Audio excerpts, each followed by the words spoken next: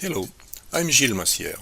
I was born in Lyon, France, but I settled in Calgary in 1978, and I like to say I made that decision because the Rockies could not be moved to Montreal. But nowadays it seems the boundaries between Calgary and the Rockies are shifting. On the one hand, the mountain space is becoming more urbanized. On the other, as we will see, some people have taken on the less obvious task of moving mountains into the city. Therefore, the Trans-Canada Highway between Calgary and the mountain town of Banff has more than just a function of transportation. It also conveys ideas, stories, and myth. A fair amount of mountain marketing takes place on billboards set on that four-lane highway, and for about 10 years I have stopped to take pictures of them. Integrating some of these images into this presentation, I analyze mountain marketing in two ways. How mountains are marketed to people along the highway, but also what else, ideas, values, etc., are being marketed to people on their way to the mountains. As a general context, you need to note two things. 1. Most of these billboards are placed on native Indian land, the Stoney Indian Reserve, and 2. Most people find them ugly and offensive. As for me, when I started taking pictures of these billboards, I had the feeling in the back of my mind that not only every one of these pictures told a story, however lame or boring, but that when looked at as a whole, they were pieces of a puzzle telling a larger tale. This is the premise for this presentation, in which, weaving my own mountain and literary experiences and memories, I propose to decipher that story. To do this, I follow in Simon Schama's footsteps and the approach that he used in his 1996 book, Landscape and Memory. His premise is that landscape is the work of the mind. Its scenery is built up as much from strata of memory as from layers of rock. For Schama, the meaning of any landscape is derived from the interaction between the actual topography and the geography of the mind, a geography steeped in memories, stories, myth, etc., in such a way that although we are accustomed to separate nature and human perceptions into two realms, they are in fact indivisible. Schama also quotes Belgian painter Magritte. We see the world as being outside ourselves, even though it is only a mental representation of what we experience on the inside. Magritte represented this notion in a famous 1933 painting entitled La Condition Humaine. And this is my own version of the same idea. I did not need to do a lot of changes to my photo of this ad for the Radisson Hotel. I just erased the posts and added a bit of cloud outside the frame. The cultural view of landscape presented by Schama echoes the concept of artialisation that Alain Roger developed in his 1997 Court Traité du Paysage. For Roger, landscape always involves cultural production, whether it integrates human occupation or modification, which he calls artialisation in situ, or whether it reflects our cultural heritage, biases, and interpretation, which he calls artialisation in visu. Building on his landscape and memory approach, Schama divides his analysis of Western representations of landscape into three parts: wood, water, and rock, before weaving them together in a final chapter on Arcadia, the heavenly pastoral landscape. His objective is to look for signs of this myth in our modern world, because he believes that the cults which we are told to seek in other native cultures, of the primitive forest, of the river of life, of the sacred mountain, are in fact alive and well and all about us if only we know where to look for them. In the end, he claims that landscape in our modern mechanized world has gained meaning, not lost meaning, and he proceeds to show this in his analysis. To test Schama's hypothesis, we will take the highway west 4 times. In keeping with my marketing theme, I dubbed them sales pitches 1 through 4. We will do this building layers of meaning, layers of memory, in a fashion where one recognizes familiar places but also discovers new things every time one takes to the road.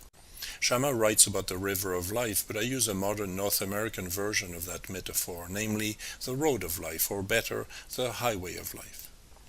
In Calgary, a lot of people want mountain views, and from just west of town it looks like the whole mountain landscape is for sale. In that context, you might wonder about my own marketing agenda. I took these pictures, I chose the subject, the angle, etc. I would not go as far as Jean Baudrillard, who likened the act of photography to a rape of reality, but I will not deny the fact that I'm presenting an implicitly slanted view, that these slides are loaded. In fact, you might think sometimes that I may be going the wrong way. But what I propose is to explore the landscape west of Calgary and its meanings in as diverse ways as possible. European explorers first caught a glimpse of the Rockies around 1754, but they definitely did not discover them. Their peaks and valleys were familiar territory to the Stony Nation. This is how Chief John Snow described the situation in these mountains are our sacred places. We knew every trail and mountain pass in this area. We had special ceremonies and religious rituals in the mountains. In the olden days, some of the neighboring tribes called us the people of the Shining Mountains. These mountains are our temples, our sanctuary, and our resting places. Natives did like we do. They named mountains from a particular vantage point, but they did not identify individual summits. To them, this whole range is the sleeping warrior, seen in profile with head, chest, and legs. Mountains to Native Americans are sacred living things to which they connect. The Mother Earth concept that they believe in is well represented in this painting by Maxine Noël, where we're not sure whether we're looking at a woman or a mountain landscape. And this is the rarely seen backside of Mount Yamnuska with its many folds and colors echoing Maxine Noël's picture. Here is the front side of Mount Yamnuska, the prominent rock feature that everybody notices on their way to Banff. On it there are more than 50 climbing routes. That's right, route, French word for road.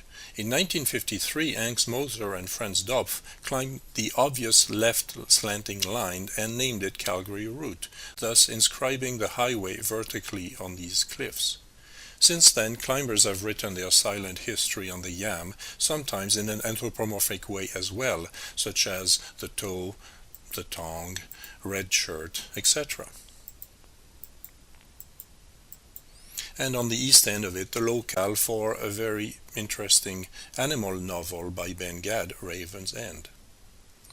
I quote Chief John Snow again. These mountains are a place of hope, a place of vision, a place of refuge, a very special and holy place where the Great Spirit speaks with us. Therefore, these mountains are our sacred places. Yamnuska is also a sacred place for climbers, a climbing mecca, if you will, but not quite in the same sense as for Chief John Snow. However, maybe both climbers and natives might come to agree with Irish poet and Nobel Prize laureate in 1995, Seamus Heaney. Seamus Heaney wrote that landscape is sacramental, to be read as text. So let's look at what our modern society writes on the Western Canadian landscape, and how these signs take a chunk out of the landscape, both obliterating it and adding to it at the same time in a manner that seems more rape in a Baudrillard sense than just taking pictures of it. My sales pitch number 1, nationalism, takes us from the Canadian flag proudly floating over Calgary's man-made Olympic mountain to the one floating underneath the peaks of the Rockies. Mountains and nationalism have a long common history, and as we speak, India and Pakistan are firing at each other over the high-altitude glaciers of the Himalayas. Thankfully, the Canadian flag does not echo any of this warfare, but it nonetheless does represent a dispossession of traditional Indian views and values, and the taking possession of a territory and of a landscape. Sales pitch number 2, Go West Young Man/Woman.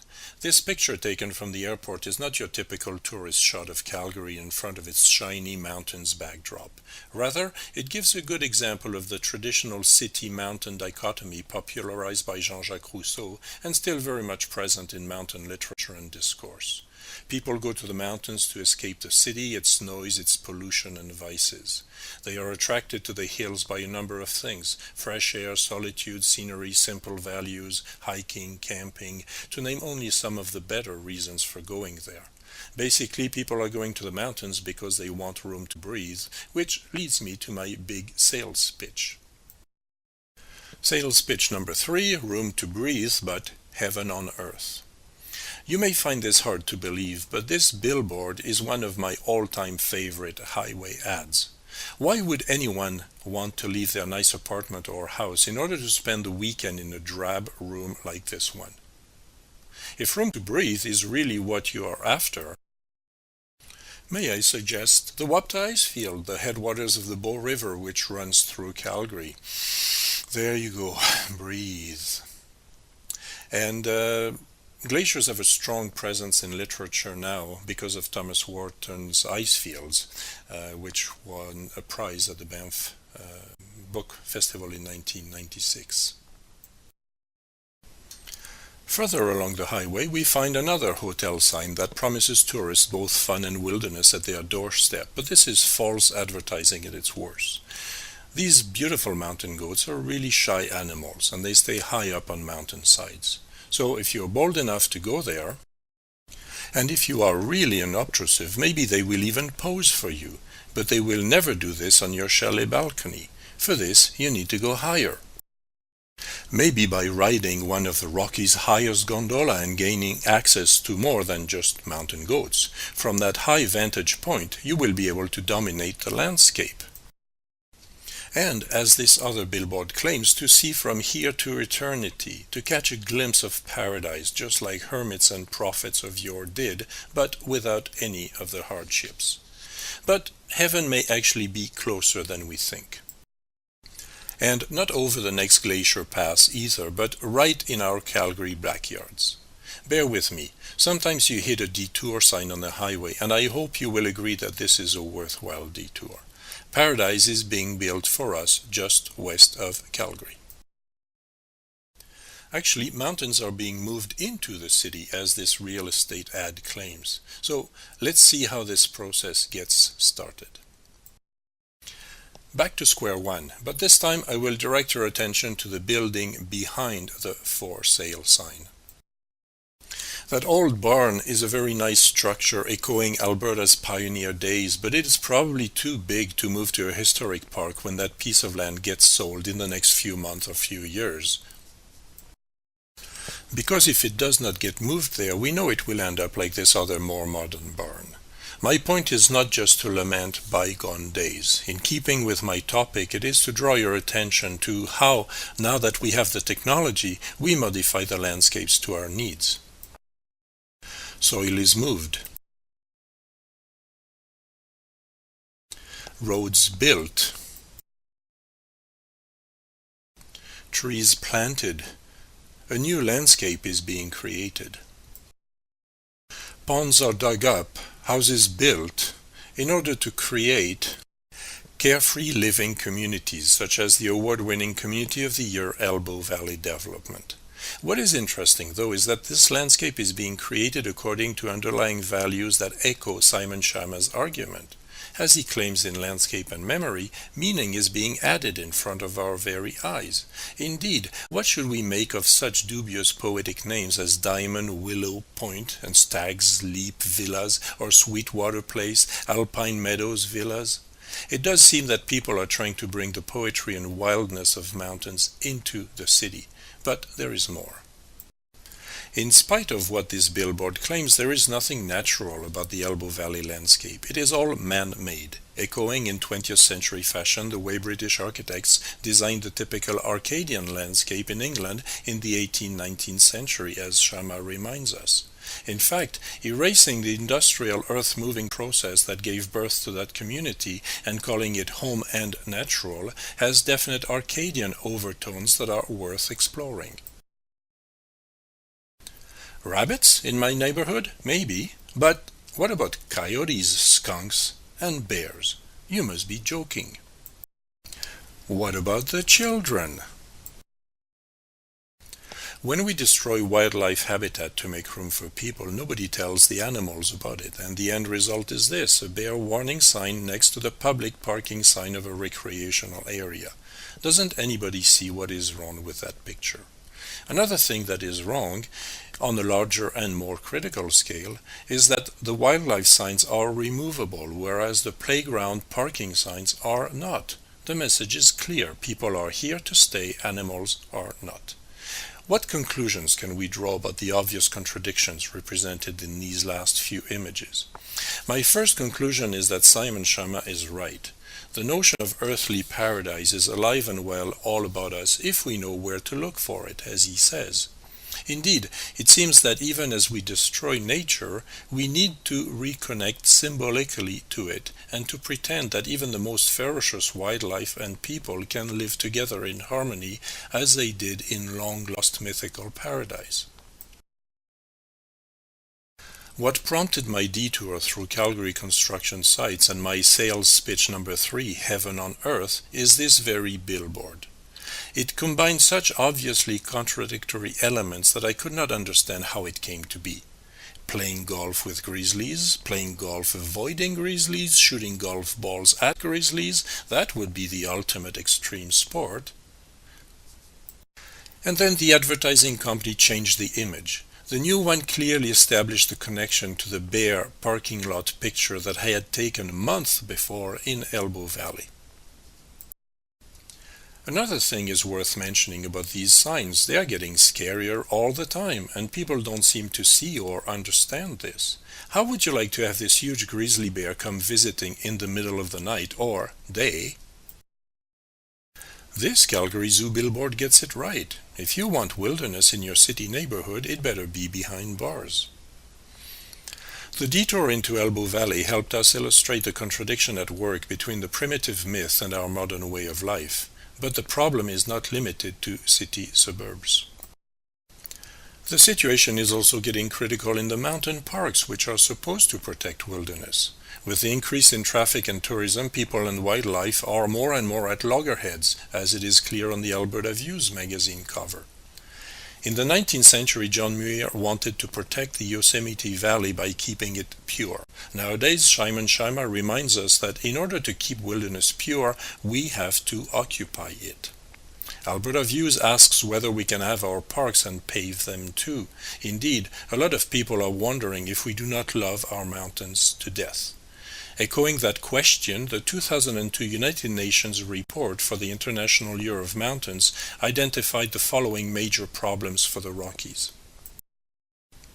Popularity of skiing and other recreation is placing unsustainable pressures on many areas. Growth of telecommuting has led to building of homes in prime mountain land, the result being sprawling land use conversion, mostly from agriculture to residential, leading to fragmented land ownership and natural habitat loss. Other problems include climate change and industrial pollution, and water management issues promise to loom large in years ahead.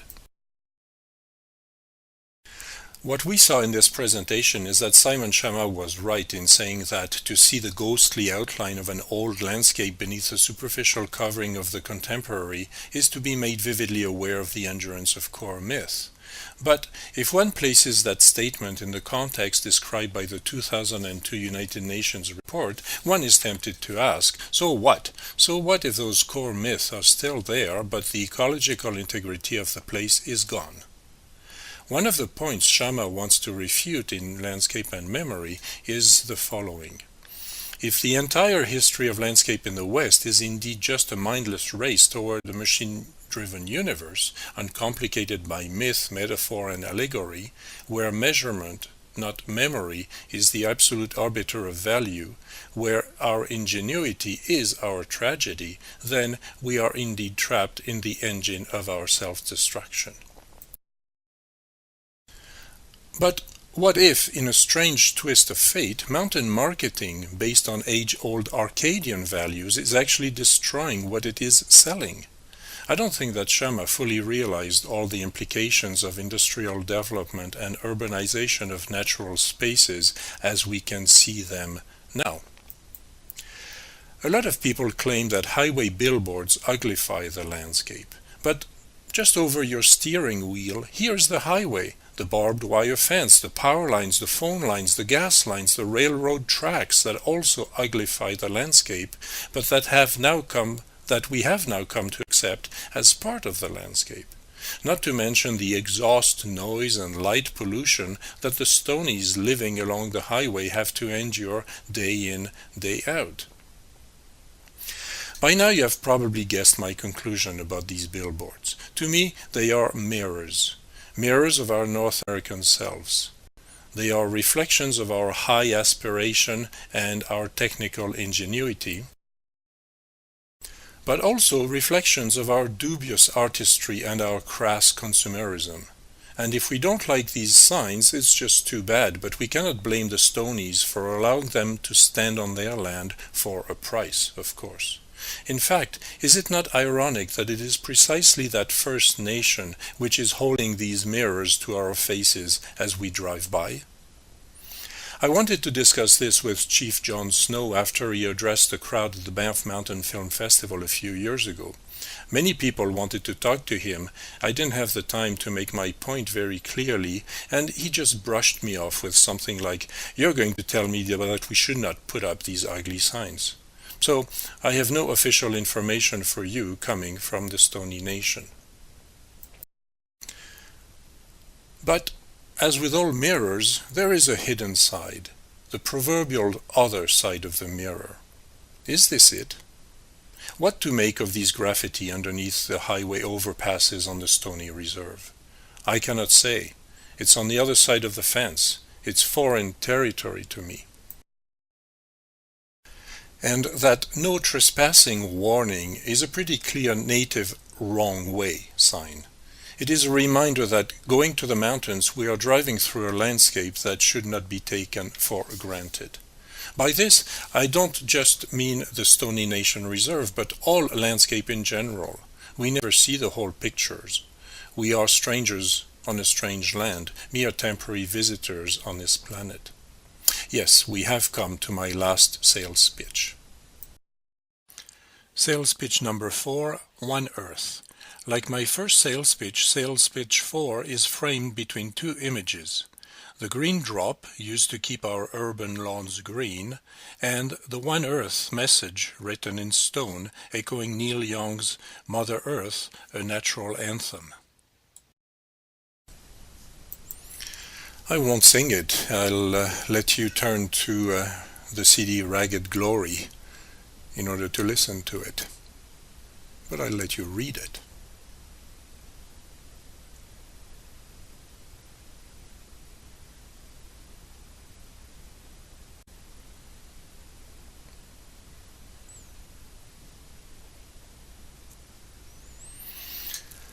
The green drop ad is still there, but the One Earth message that was visible for years is gone.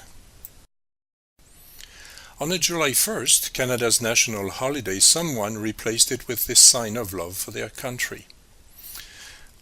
By now that image is gone as well, but I hope the One Earth message reappears soon on the highway. Actually, I might just have to jump the fence and do it myself, as if I needed another excuse for stopping along the highway. As conclusions, I would like to propose two endings, a tragic European one and a Hollywood happy end. This Watch for Pedestrians caution was put up 7 years ago after a girl from the Stony tribe was run over by cars on New Year's Eve 2005. This picture shows the tribal elders blessing the road where she died. And this Angel roadside memorial recalls that tragic event. In this article I mentioned an historian, a philosopher, some climbers, writers, a painter, and a singer, so that young woman should not remain anonymous. Her name was Brittany Bearspaw, and she was 16 years old.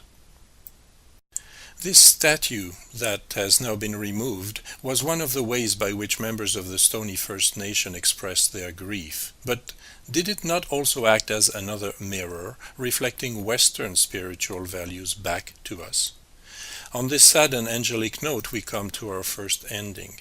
But in the North American tradition, we need to have a happy end to this theoretico-poetical meditation on landscape and life, don't we? Does this image ring a bell? It is a still frame from Terry Gilliam's 1985 movie Brazil. Here, landscape as we know it no longer exists. Everything is in shambles, and highway billboards now make up the landscape. Let me draw your attention to the first image, the only one that is somewhat clear. It is a mountain scene, of course, but what is it advertising? White virgin toilet paper. A clear representation of white man's contradiction with mountain landscape in all its splendor. Not much of a happy end, you might say, but the story does not end here. You might remember that Hollywood studio moguls did not like Gilliam's movie. They found it too long, too disjointed, too depressing, and they asked him to do some major changes to it. Gilliam refused, of course, and the movie was released in its original form. But for television syndication, Brazil was shortened by Hollywood managers, and the ending changed. In the new version, the main characters, played by Jonathan Pryce and Katherine Hellman, drive into the sunset. Escaping the hell of ravaged scenery and the billboard enclosure, they live happily ever after in a mountain setting with their herds of cattle and goats and their flocks of hens. A happy end that is a perfect illustration of Simon Schama's Arcadian views in landscape and memory, and their problematic persistence in our contemporary world.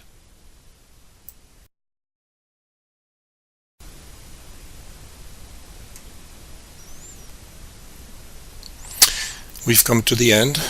Here are a few references. Thank you for your patience.